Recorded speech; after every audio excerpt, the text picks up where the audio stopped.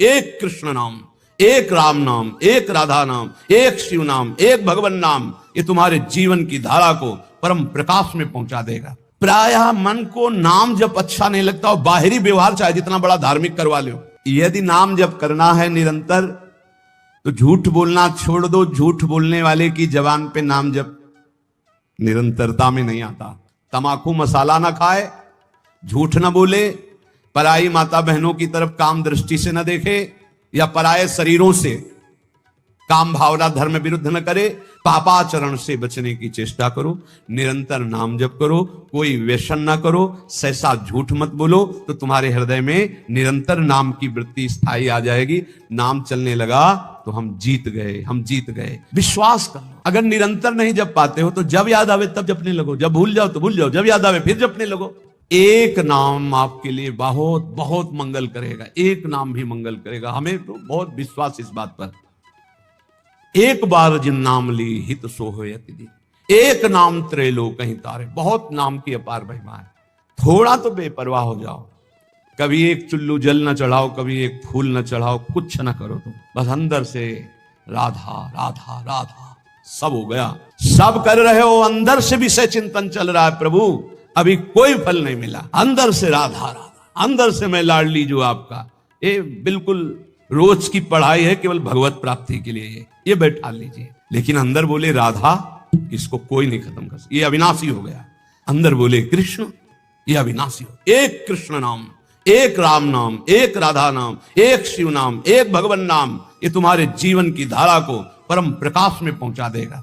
मान लीजिए, प्रायः मन को नाम जब अच्छा नहीं लगता और बाहरी व्यवहार चाहे जितना बड़ा धार्मिक करवा लो, सब में राजी हो जाएगा।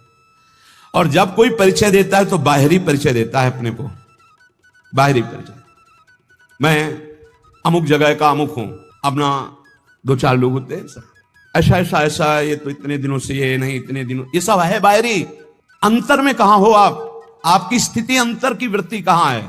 साधना बाहरी अंतर की वृत्ति को प्रकाशित करती। अंतर की वृत्ति में अगर आप नहीं हो तो बाहरी इन सबसे बहुत बड़े बड़े धोखा खा जाते हैं। इस बात से दूब का रस पीने वाले, वलकल की लंगोटी लगाने वाले, 60-60 हजार वर्ष समाधिस्थ रहने वाले दुर्वासा जी को लगा रानियों के बीच में रहने वाला है चक्रवर्ती राजा अम्बरीश, भला हमारी समानता क्या कर सकता है। अम्बरीश जी का आंतरिक बहुत ऊंचाई पर इस चिंतन था। सावई मन कृष्ण पदारविंदयो, ये बात बहुत बड़ी होती है।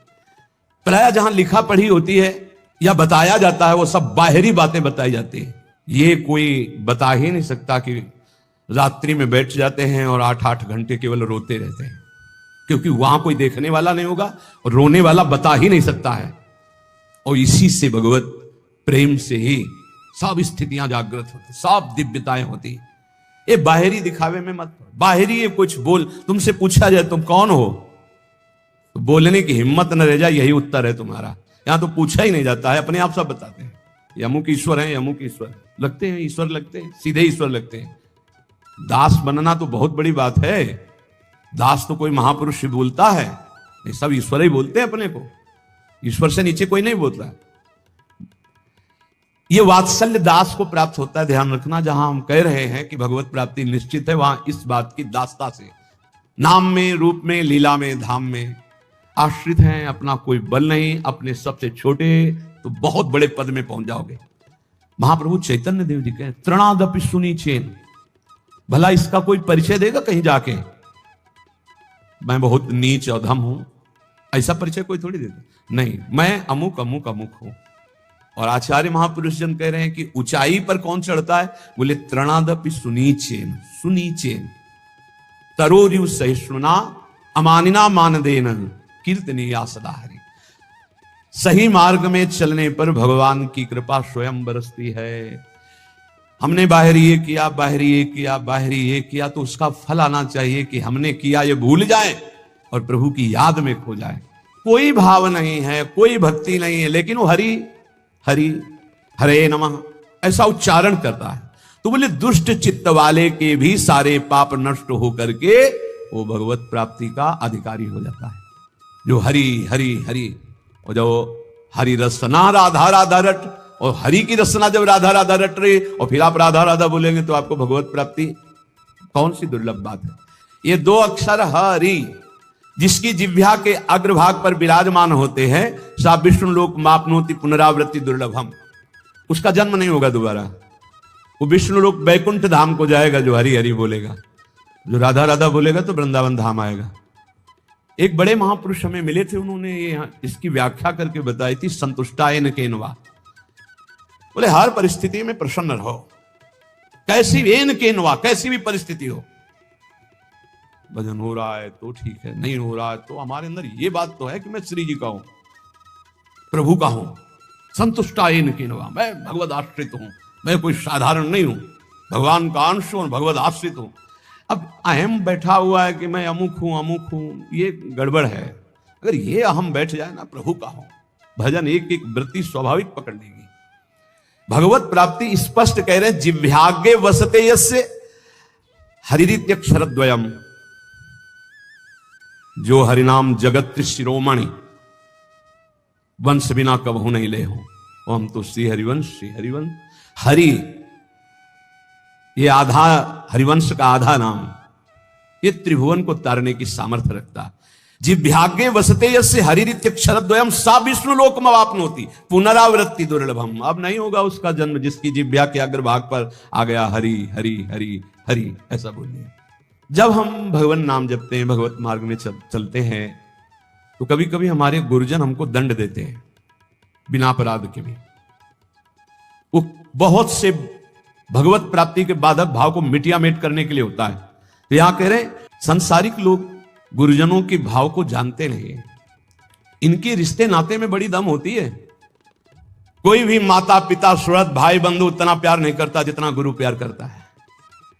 अपने पूजनीय गुरुजनों के द्वारा दिया हुआ दंड परम मंगल, परम वांछनीय है, चाह करना चाहिए कि हमारे गुरुदेव हमारी त्रुटि को कभी क्षमा न करें, मुझे दंड दें। हे भगवान, मेरे गुरुदेव मुझे कभी क्षमा न करें, मुझे दंड दें, जिससे मैं निर्मल होकर गुरुदेव की आज्ञा पालन करने वाला बनूं।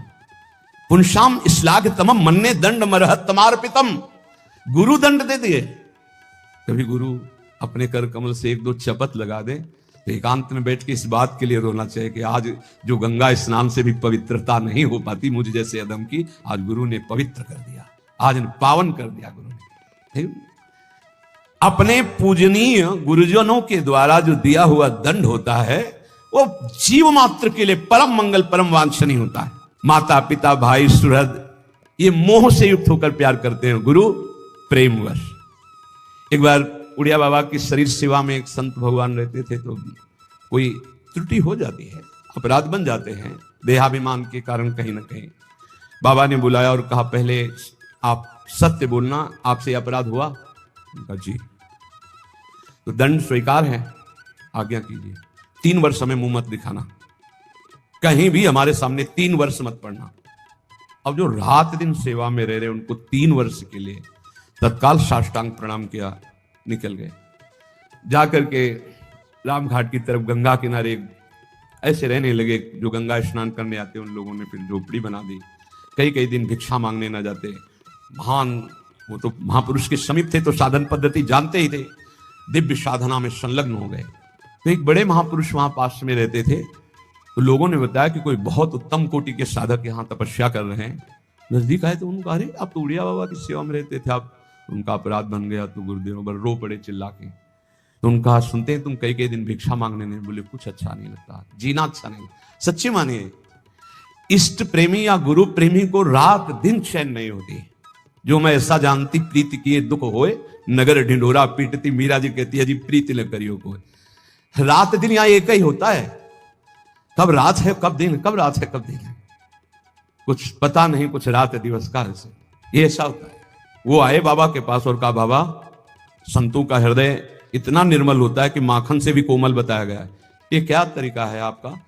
आप अपने अंग से भी को इतनी दूर 3 वर्ष के लिए कर दे, उसका जीना मुश्किल है, कई दिन भोजन नहीं पा रहे। बाबा ने कहा उनकी चर्चा बंद करके कोई और चर्चा करो, अगर आप हमसे प्रीता रखते हो तो हमारी आज्ञा का पालन करो। वो संत लौट कर गए, बोले भाई पता नहीं क्या अपराध है आपका कि हमको तो साफ मना कर दिया कि आपकी चर्चा ही ना करें। अब और भी 3 वर्ष बाद जब आए बाबा के चरणों में रो के गिरे, तो बाबा ने कहा काम हो गया? उनका हाँ प्रभु। बोले ये जो 3 जन्म में भी नहीं होता वो 3 साल में हो गया। गुरुजनों के द्वारा दिया हुआ दंड विधान जीव मात्र के लिए अत्यंत वांछनीय, परम मंगलमय है। बस मान ले, सच्ची मान लेना, सच्ची। माता पिता, सुहृद, भाई, रिश्ते नाते मोह के वशीभूत है, और गुरु प्रेम पूर्वक। बस ये बहुत कठिन है, बहुत कठिन है। अंदर की अगर सुई जरा भी शरणागति से हिली, बस वही परिचय देखा जाता है और कुछ नहीं। पतन तो तुम्हारा होने नहीं देंगे, चाहे तुम गाली दो, चाहे लाख कोस दूर जाओ। इतने बड़े हाथ है अजान बाहु भगवान के कि पतन तो तुम्हारा होने नहीं देंगे। वचन की शरणागत सही, झूठी शरणागति सही। जो कोई भक्ति करे कपट से उसको भी अपनाऊं, साम दाम और दंड भेद से सीधे रास्ते लाऊं, नकली से बनाऊं असली। यही तो मेरे मन में ठनी भगत मेरे मुकुटमणि। पर जो स्वाद आना था उसमें समय लग जाएगा, स्वाद पूर्वक। यहां कह रहे हैं कि अपने गुरुजनों के द्वारा दिया हुआ दंड वांछनीय है, चाह करना चाहिए कि सदगुरु हमें कभी माफ ना करें, हमें सदैव दंड दे। जो दंड विधान हमें भगवत साक्षात्कार कर, पक्का अगस्त्य जी ने सुतीक्षण जी को, जब सियाराम जी के साथ आए थे गुरुदेव के पास, इसलिए अपने गुरुजनों के द्वारा दिया हुआ जो दंड विधान है उसे आदर के साथ स्वीकार करना चाहिए, क्योंकि वो हमें अहंकार से दूर करके ज्ञान नेत्र प्रदान करने वाला दंड विधान बनता है। गुरुजनों के द्वारा दिया हुआ दंड विधान ये अमृत के समान समान। एक दिन पद दोहा गा रहे थे हरिराम व्यास जी की, तो उसमें था कि लोक की बड़ाई, कुकर की सिबान, और प्यार किए मुख चाटी है, बैर किए तनहानी, और रसिकों की गारी भली।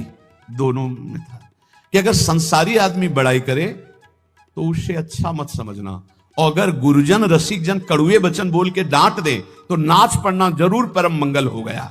मृषावादम परिहरेत कुर्यात प्रियमयाचितः, न च कामान संरंभान द्वेषात् धर्म मुत्सृजेत। यदि नाम जप करना है निरंतर तो झूठ बोलना छोड़ दो। झूठ बोलने वाले की जबान पे नाम जप निरंतरता में नहीं आता, पकड़ो।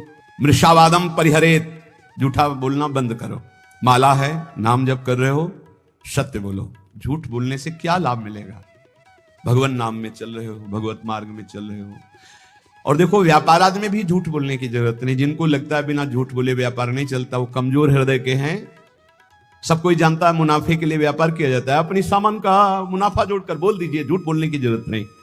अरे बहुत झूठ बोलते हैं। एक गमछा है खरीदने के लिए, जिससे गए वो 130 रुपया, नहीं थोड़ा कम कर दो। वो तुम्हें बताएं, कसम से कहते हैं 120 का लाए हैं। अब 120 का तुम ले ही ले, तुम्हारे लिए हम कसम बोलने की क्या जरूरत है? झूठ क्यों बोल गए भाई? 130 का हम दे रहे हैं, तुम्हें लेना लीजिए, नहीं दूसरी दुकान दीजिए। ज्यादा उसमें चापलूसी या झूठ बोलने की जरूरत नहीं। मृषावादम परिहरेत, यदि आप व्यापारी हैं या गृहस्थी में कोई भी कार्य बोले बिना झूठ बोले काम नहीं चलेगा। ऐसा तो हमें शास्त्रों में कहीं नहीं मिला कि कोई व्यापार, कोई ऐसा कार्य की झूठ हो। हाँ, एक जगह जरूर झूठ बोल देना चाहिए। यदि किसी के प्राण बच रहे हैं, सर्वस्व का नाश बच रहा है, जरूर झूठ बोल दो, उसके प्राण बचा लो। वो झूठ तुम्हें सत्य का लाभ प्रदान करेगा। अपने स्वार्थ के लिए झूठ मत बोलो। और कम से कम भजन करने वाले तो झूठ से थोड़ा बचने की कोई, थोड़ा इसलिए कह रहे हैं कि पूरा हरिश्चंद्र बनना तो बहुत ही कठिन है, क्योंकि मोबाइल का समय है। अब झूठ ना बुलवावे तो इसकी महिमा क्या है? झूठ तो बुलवा ही देता है। बहुत झूठ पकड़ा जाता है। झूठ वो जहां मोबाइल तो आजकल तो हेलो ही बोलते हैं सब, बोले राधे राधे राधे राधे। कहाँ हो? बाजार में है इस समय, बगल से बगल